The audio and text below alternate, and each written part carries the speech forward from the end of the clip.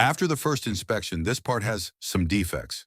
Some dimensions are within tolerance, while others are out of tolerance. Let's use the Machining Corrector module to calculate the corrections to apply to our second part. Now let's focus on references A and D. Same principle. I select the reference part and my operation type. To do everything at once, I select Souldering and Facing. I always apply my tool datum and degrees of freedom.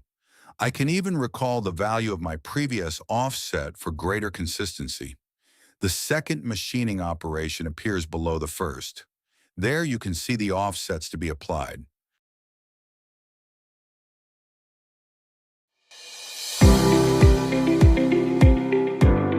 As you may know, Scan GD&T provides us with an overview of our GD&Ts, their statuses, and any out-of-tolerance elements.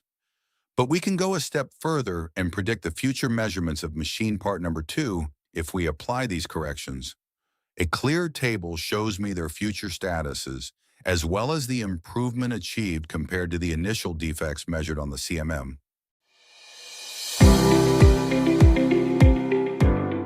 These predictive measurements can also be verified using our detailed views. To see a comparison between the current part that has just been machined and measured and the future part that will be machined with the corrections, you can see a significant improvement with deviation points within the tolerances.